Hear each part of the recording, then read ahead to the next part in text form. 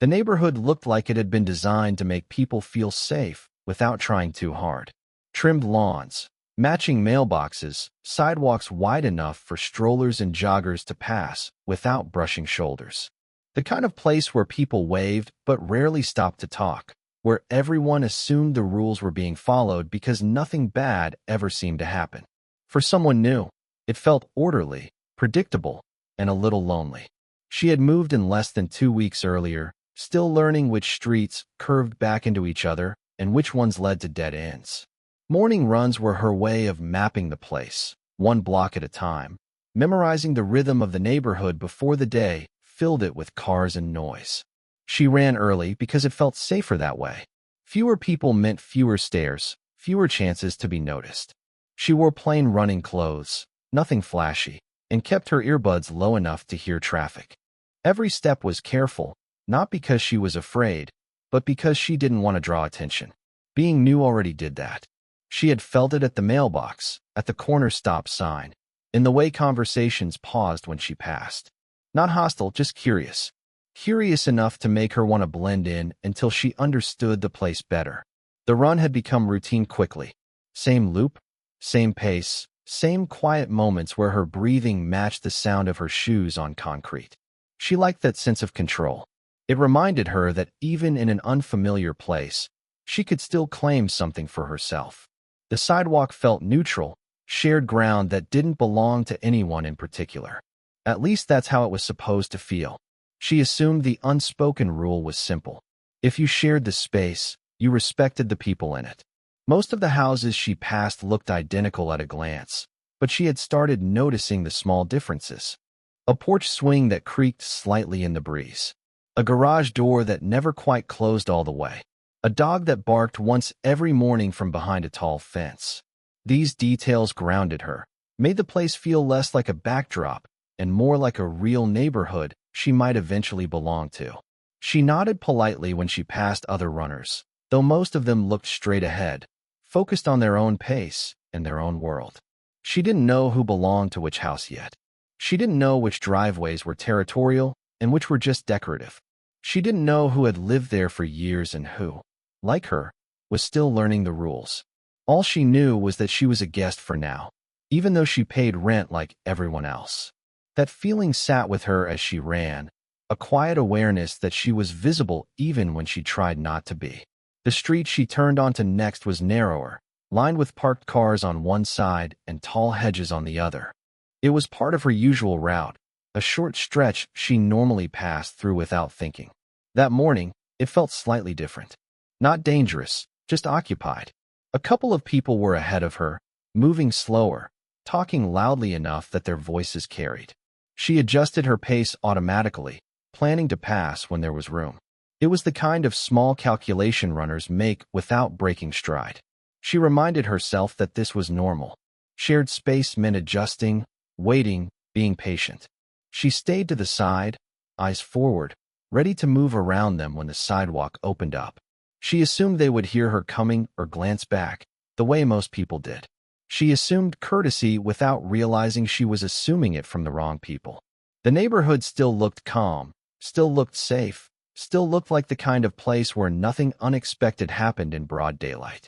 The sun was higher now, catching on windows and windshields, and for a moment, everything felt ordinary enough that she didn't question it. She closed the distance slowly, matching their pace for a few steps, waiting for the natural opening that usually came when people sensed someone behind them. It didn't come. Their voices stayed loud, relaxed, confident in a way that suggested they weren't thinking about anyone else using the sidewalk. She cleared her throat once, not sharply, just enough to signal she was there. One of them glanced back, a quick look that slid over her and dismissed her just as fast. No apology, no shift to the side. Just a look that said they'd noticed and decided it didn't matter. She moved slightly to the left, closer to the edge of the sidewalk, careful not to brush against them. The curb was only a few inches down, but enough to throw off her stride if she misstepped. She'd done this before, passing slower walkers, adjusting without fuss. As she drew level, one of them laughed, not at anything specific she could hear, just a short burst of amusement that felt misplaced. She focused on her breathing and kept her eyes forward, already thinking about the turn at the end of the block. That's when it happened. A foot slid sideways, subtle and quick, just enough to cross her path. It wasn't an accident. There was no stumble, no attempt to correct it. The timing was too precise. Her shoe clipped it, and the rhythm she'd been holding broke instantly. Her body pitched forward, arms reacting a fraction of a second too late. The world tilted, sidewalk rushing up where it wasn't supposed to be. Her palms hit first, skin scraping hard, followed by her knee and shoulder. The impact knocked the air out of her chest in a sharp, embarrassing gasp. For a moment, everything was sound and sensation. The dull thud of her body against concrete, the sting spreading across her hands, the taste of panic rising faster than pain. She lay there stunned, trying to understand how she'd gone from running upright to staring at the cracks in the sidewalk. Her earbuds had been knocked loose, one dangling uselessly, the other gone entirely. She pushed herself up slightly, wincing as her knee protested. Above her, she heard them. Not concern, not surprise. Laughter. The kind that comes when people think they've gotten away with something small and cruel. One of them said something she couldn't fully catch, a comment tossed over a shoulder as they kept moving. No pause. No offer to help. They didn't even turn around properly, just continued down the block, as if she were an obstacle they'd stepped over. Heat rushed into her face, a mix of shock and humiliation. She was aware of how she must look, sprawled on the sidewalk in a quiet neighborhood where nothing like this was supposed to happen. She checked her hands first, flexing her fingers, relief cutting through when everything moved the way it should. Blood beaded along her palm and smeared across her wrist. Her knee burned, fabric torn, skin underneath raw. The pain was sharp but manageable, overshadowed by the disbelief settling in. She glanced down the street, half expecting someone else to react, to say something, to acknowledge what had just happened. A curtain twitched somewhere. A car drove past without slowing. The block absorbed the moment and carried on. She felt suddenly very alone, not just as a runner who had fallen, but as a person who had been singled out and dismissed. Anger crept in where shock had been. Not explosive, just steady and heavy. She replayed the movement in her head, the deliberate shift of that foot, the timing that left no doubt. She knew the difference between a mistake and a choice. This had been a choice.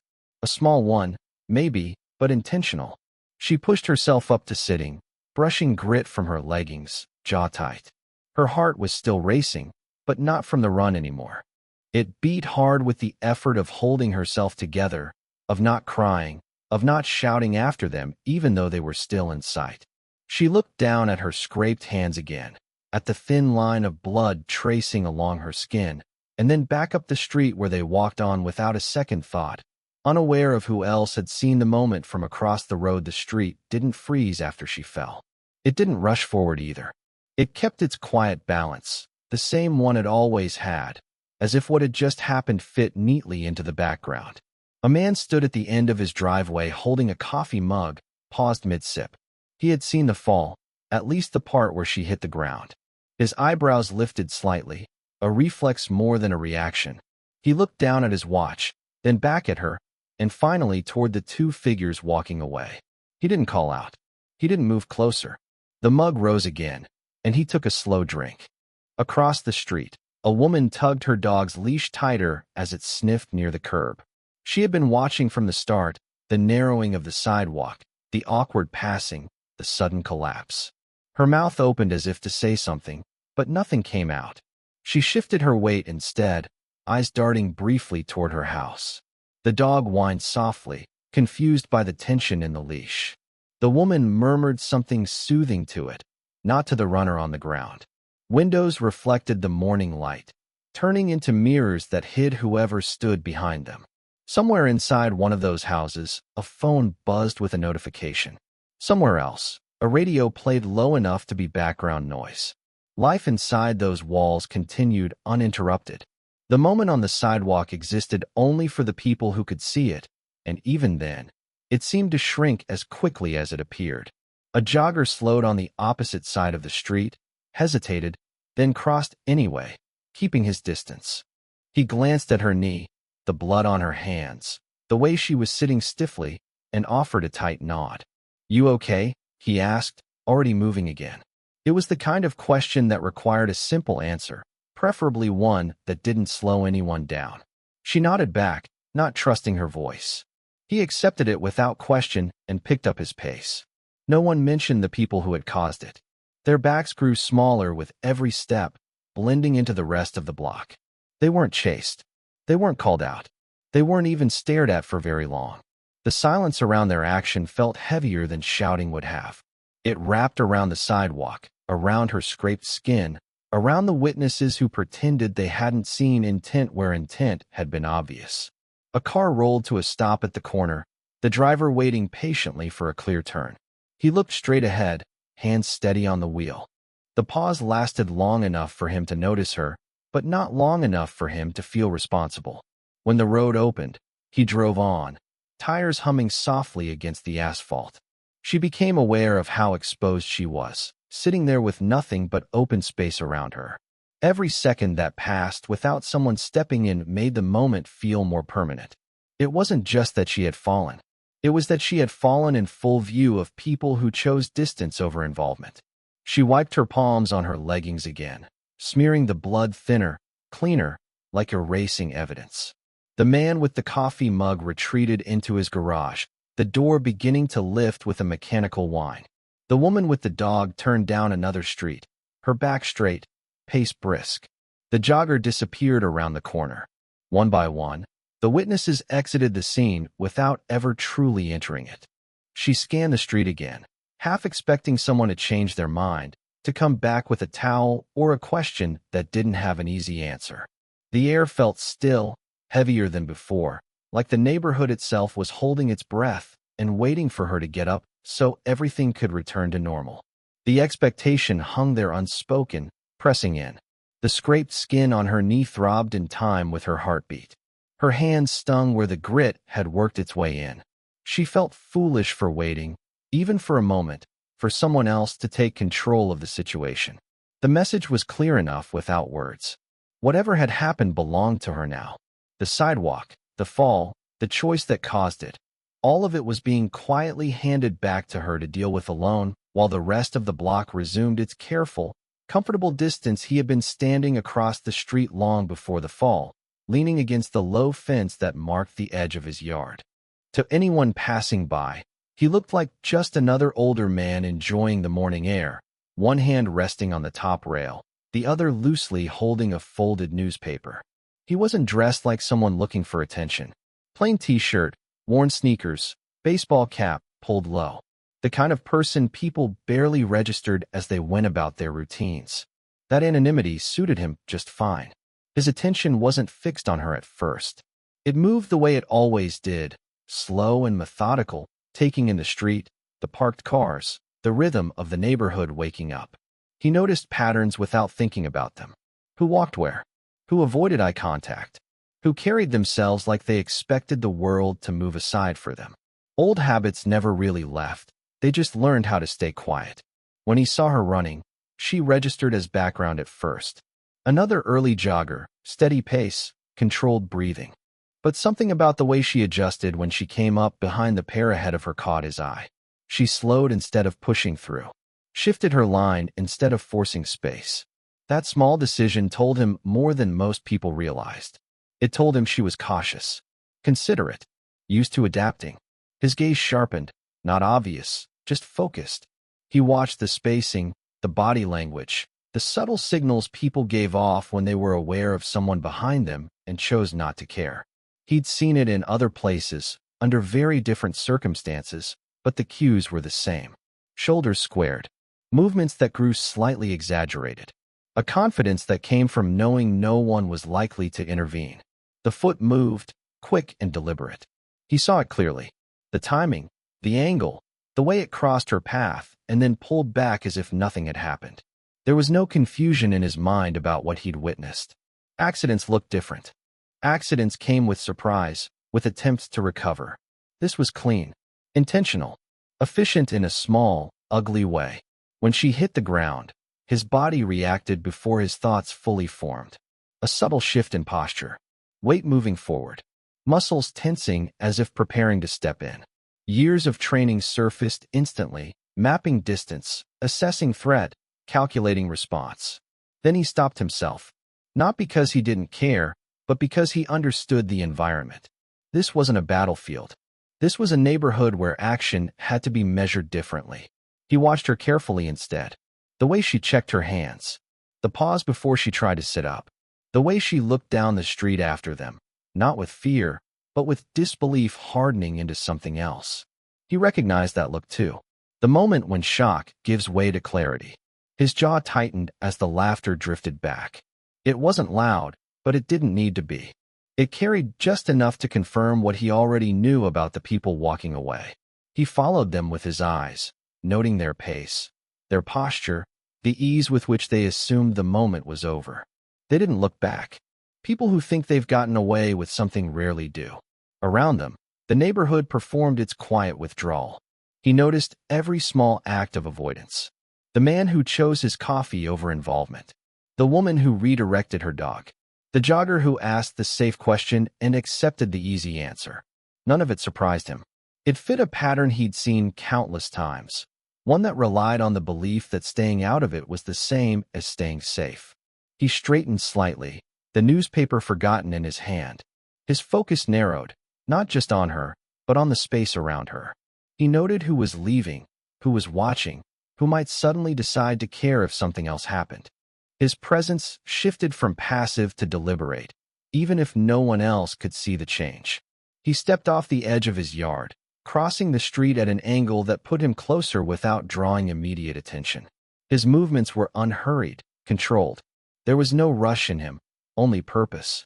He had learned a long time ago that the calmest person in a moment like this often held the most power. As he approached, he kept his eyes up, scanning, listening, taking in the details others missed. The scrape on her knee. The way she held her shoulders, stiff but unbroken. The retreating figures at the far end of the block, still unaware that someone else had been watching them with a very different understanding of consequences. He didn't announce himself when he reached the curb. No raised voice, no dramatic question. He stopped a few steps away, close enough to be present but not looming. His shadow fell partly across the sidewalk, and that alone made her look up. She took him in quickly, the way people do when they're trying to decide if someone is safe. Older, steady, eyes alert without being intrusive. He nodded once, a small gesture that carried more reassurance than sympathy. "You hurt?" he asked, voice even, almost quiet. She hesitated, then shook her head slightly. "Just scraped," she said, though the sting in her knee argued otherwise. He crouched slowly, keeping his movements deliberate, so she could see every intention before it happened. "Let me see your hands," he said, not as a command, but with an assumption that cooperation was normal. She held them out, palms up. He scanned the cuts, the grit embedded in the skin. "You'll want to clean those soon," he said. "Concrete leaves stuff behind." She nodded again, still trying to place him, still processing the fact that someone had finally stopped without immediately moving on. His gaze shifted briefly down the street, then back to her. "That wasn't an accident," he said, not asking, not accusing, just stating what was already clear. Her jaw tightened. Hearing it said out loud made something in her chest loosen. "No," she replied. "It wasn't." He straightened, eyes following the two figures who were now almost at the end of the block. "Stay here a second," he said. "I'll be right back." There was no rush in the way he walked after them. No anger in his stride. He closed the distance at a pace that suggested he expected to be heard when he spoke. When he called out, it wasn't loud, but it carried. "Hey, you two." They slowed, then stopped, turning with mild annoyance rather than concern. One of them smirked, already half defensive. "What?" he said. "You tripped her," the man said, stopping a few feet away. He kept his hands visible, relaxed at his sides. "I saw it." There was a brief pause, just long enough for them to assess him. Older, calm, not yelling, not recording, not what they expected. "She fell," one of them said with a shrug. "Not our problem." The man tilted his head slightly, studying them. "Funny thing," he said. "Accidents usually come with surprise. What you did came with timing." The smirk faltered. "You calling us liars?" the other one asked. I'm calling you careless with the wrong person watching, he replied. His voice didn't change. And careless in a place where you think nobody speaks up. They shifted their weight, confidence wavering now that the interaction wasn't going the way they'd rehearsed in their heads. One laughed, forced this time. What are you going to do about it? He asked. The man stepped half a pace closer, still well within what anyone would call reasonable distance. Nothing dramatic, he said. You're going to walk back. You're going to apologize. And you're going to understand that next time, someone less patient might be the one who sees you. The air tightened. The street felt quieter, like the neighborhood itself had leaned in. One of them glanced past him, suddenly aware of the runner still sitting on the sidewalk, of a few faces peeking out from behind curtains now that the tension had shifted. This is stupid, one muttered, but there was less conviction in it. The man met his eyes. You don't want stupid, he said. You want forgettable. This can still be forgettable if you do the right thing. Silence stretched. The calculation happened right there on their faces. Risk versus pride. Attention versus retreat. Finally, with a sharp exhale, one of them turned back down the block. Fine, he said. Whatever. They walked back, slower now, the earlier ease gone. When they stopped in front of her, neither quite met her eyes. Sorry, one said, the word flat but audible. She looked up at them, heart still pounding, and nodded once. It wasn't forgiveness. It was acknowledgement. Go, the man said, stepping slightly to the side to clear their path. They didn't need telling twice. They moved off quickly, heads down, no laughter this time. He watched until they turned the corner, then returned to her, his attention settling back into calm focus. You didn't deserve that, he said simply. Some people test boundaries because they think there aren't any. The street felt different after they left. Not safer, not warmer, just altered, like something thin had been peeled back and never quite put in place again. A few doors that had been shut earlier were now cracked open. Faces lingered longer at windows. The same people who had chosen distance before were suddenly aware of how close they actually lived to one another. The man stood beside her for a moment without speaking, giving the neighborhood time to absorb what had just happened. She pushed herself to her feet slowly, testing her weight. Her knee complained, but held. He watched without hovering, ready but not interfering. You'll be sore later, he said. Adrenaline covers a lot in the moment. She let out a breath she hadn't realized she'd been holding. Thank you, she said. It came out quieter than she intended, but steady. He nodded once. You did everything right, he replied. You didn't escalate. You paid attention. You stayed upright in the ways that matter. That stuck with her. Upright in the ways that matter. She glanced down at her scraped hands again, then back at the sidewalk. The concrete hadn't changed. The block hadn't changed. But the idea that nothing could happen there had. She understood now that quiet neighborhoods didn't prevent behavior. They just hid it better. A woman across the street finally stepped forward, holding a paper towel awkwardly, as if unsure whether it was still appropriate to help. I saw you fall, she said, eyes flicking briefly to the man, then back to the runner. I thought maybe you'd want this. Thank you, she said, accepting it. The paper towel was thin, but the gesture mattered. The woman lingered a second longer than she might have earlier, then retreated again, not all the way inside this time. The man watched that too. He noticed the small shifts. The way people recalibrated once someone else had drawn a line. He'd seen it enough times to know it wasn't permanent, but it was real. Moments like this had a way of teaching lessons whether people wanted them or not. He walked her a few steps toward the curb. You live nearby? He asked. 2 blocks, she said. You'll be fine to walk, he replied. If you feel dizzy, sit down. Don't push it. She nodded. I will. They stood there another beat, the conversation naturally winding down without ceremony. There was no speech about right and wrong, no lecture about the state of the world, just a shared understanding that something had been corrected, if only briefly. As he turned back toward his house, he paused. People like them rely on silence, he said. Not fear. Silence. She watched him go, his posture relaxed again, blending back into the shape of the neighborhood. He didn't look like a hero. He looked like someone who knew when to step forward and when to step back. That distinction mattered more than she'd realized before. She started walking home, each step measured, aware of her body in a new way. The sting in her knee kept her grounded in the present. As she passed the same houses she'd run by dozens of times, she noticed how different they felt now. Not hostile, just human. Capable of looking away. Capable of stepping in. The choice hung there, invisible but real. By the time she reached her block, the adrenaline had faded enough for the ache to settle in. She unlocked her door and paused before going inside, looking back down the street one last time. It looked exactly the same as it had that morning. Clean, orderly, calm. But she knew better now than to confuse appearances with intention. Later, when word traveled the way it always did in places like this, the story would change slightly with each retelling. Some would say it was blown out of proportion. Others would say it was handled well. A few would quietly adjust their behavior, aware that someone was paying attention. The people who had caused it would remember the moment too, not because of fear, but because the outcome hadn't gone the way they'd expected. And that was the real lesson the neighborhood absorbed that day. Not that confrontation had to be loud. Not that strength needed an audience. But that even in the most ordinary places, actions carried weight, and someone was always watching, even when it didn't seem like it, even when silence felt safer, even when the sidewalk looked empty and neutral and harmless, waiting for the next person to assume the same thing she had before her run began.